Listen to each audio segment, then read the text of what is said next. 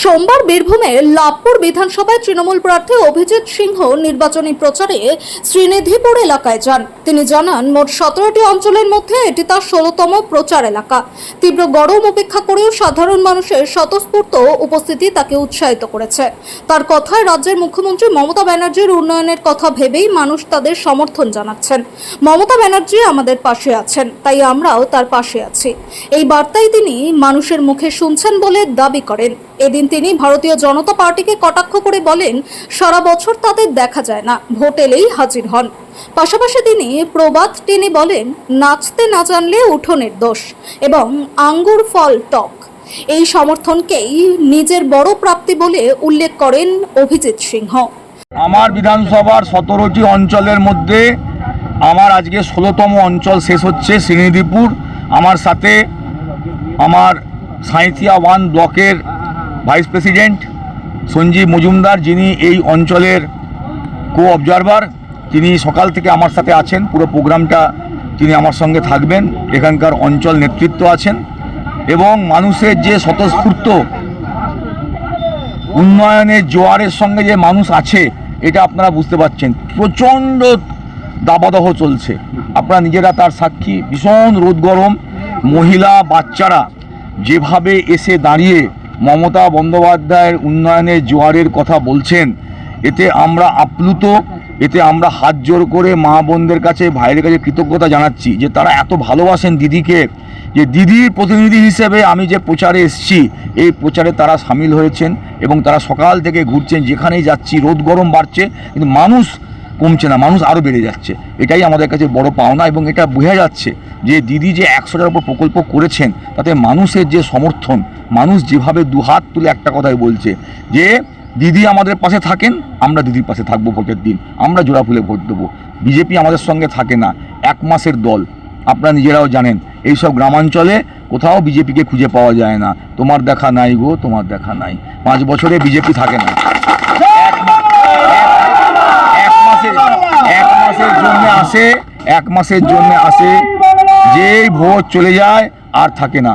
এই যে মানুষগুলো এখানে আছে, এদের অসুখ বিসুখ, মেয়ের বিয়ে, তার সঙ্গে সঙ্গে হরিনাম সংকীর্তন, মৎস্য, আমাদের তো 12 মাসে 13 পার্বণ। ওই বিজেপিকে তো খুঁজে পাওয়া যায় না, কেউ তো আসে না। শুধু ভোটের সময় আসবে, ভোট চাইবে, ভোট পেয়ে যাবে, তাই হয়।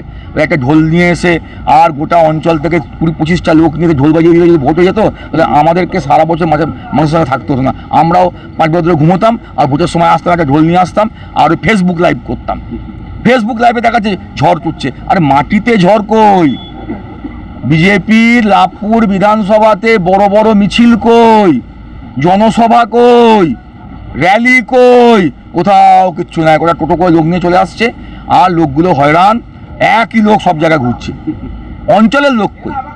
আমার তো লোকাল লোক, আমি তো লাভপুর থেকে কোনো লোক আনিনি। আমার ভাইস প্রেসিডেন্ট, আমার অঞ্চল নেতৃত্ব, আমার যারা এখানকার পঞ্চায়েতের মেম্বার, তারা দেখুন লোকাল লোক বলে দিয়েছে, লোক এসে হাজির হয়ে গেছে। এটাই ভালোবাসা দলের প্রতি, এটাই মমতা বন্দ্যোপাধ্যায় লক্ষ্মীর ভাণ্ডার, যুবসাথী, কন্যাশ্রী, মেয়েদের বিয়ের সময় 25,000 টাকা রূপশ্রী, প্রতি মাসে খাদ্যসাথী বিনা পয়সায় চাল, 5 লক্ষ টাকা স্বাস্থ্যসাথী কার্ড, সবুজ সাথী সাইকেল। এটাই মানুষের দিদির প্রতি সমর্থন। তাই মানুষ একটা কথাই বলছে, দিদি আমাদের পাশে আছে, আমরা দিদির পাশে থাকবো। আর যার নুন খাই তার গুণ গাই। দিদি আমাদের দেখে, আমরা দিদিকে দেখবো। বিজেপি আমাদের দেখে না, দিল্লি সরকার আমাদের দেখে না, আমরা তাকে দেখবো না। যে আমাদের পাশে থাকবে, আমরা ভোটের দিনে তার পাশে থাকবো। আমাদের পাশে দিদি থাকে, আমরা জোড়া ফুলে দিদিকে ভোট দেবো। এই তো কথা। বলছেন যে মানুষকে সন্ত্রাস করে বেরোতে দিচ্ছে না বিজেপির র্যালিতে, কি বলবেন? কোথাও সন্ত্রাস আছে ভাই? তোমরা দেখাবে তো। যে সন্ত্রাস হয় প্রথম তো মিডিয়া দেখাবে, দেখাও, দেখে নাও। যে সন্ত্রাস হয় সেখানে তো প্রথম দেখাবে মিডিয়া, যে সন্ত্রাস হচ্ছে, ভয় দেখাচ্ছে। কইতা কই? কমপ্লেন কোথা? থানায় ডায়েরি কই? কমপ্লেন কই? নাচতে না জানলে উঠোন বাঁকা। গ্রেপস আর সাওয়ার, ইংরেজিতে, বাংলায় আঙুর ফল টক। কেন বলছি? অভিষেক বন্দ্যোপাধ্যায়ের জনসভাতে 50 থেকে 60,000 লোকের জমায়েত হয়েছিল লাভপুর মা ফুল্লরা, যে আমাদের মেলার মাঠ, আপনারা নিজের সঙ্গে ছিলেন। এরপরে ওদের 7টা জেলার লোক নিয়ে এসে 50 লোক করতে হবে, সেই জন্য ভয় আর সভা করলো না ভাই। কাল তো প্রচার শেষ, কাল তো প্রচার শেষ। ওদের যত বড় বড় নেতা মন্ত্রী দিল্লি থেকে সব এসছে, আশেপাশে সভা করে সব চলে গেল। আপনারা জানেন তো লাভপুরে সভা নাই কেন? কারণ বিজেপির যে হিসাব, তাতে বিজেপির এটা খরচের খাতায় চলে গেছে। এখানকার প্রার্থী আমি অভিজিৎ সিংহ, মমতা বন্দ্যোপাধ্যায় এবং অভিষেক বন্দ্যোপাধ্যায়ের প্রার্থী। অভিষেক বন্দ্যোপাধ্যায় টার্গেট বেঁধে দিয়েছেন 60,000। মানুষের আশীর্বাদ, শুভেচ্ছা, দোয়া, ভালোবাসাতে সেই টার্গেটের কাছাকাছি পৌঁছে গেছি। সেই ভয়ে আর মিটিং করলো না। যেখানে 60,000, 50 থেকে 60,000 মানুষের জমায়েত, ওই মাঠ 50 থেকে 60,000 লোক না হলে ভর্তি হয় ভাই? মা ফুলধরার মাঠ দেখে আসুন তো, আপনারা তো জানেন। তা সেইখানে সভা করতে যদি যায় পাল্টা, আর যে 7টা জেলা থেকে লোক আসে, বদনাম হবে। এই ভয়ে আর সভাতে করতে পারলো না।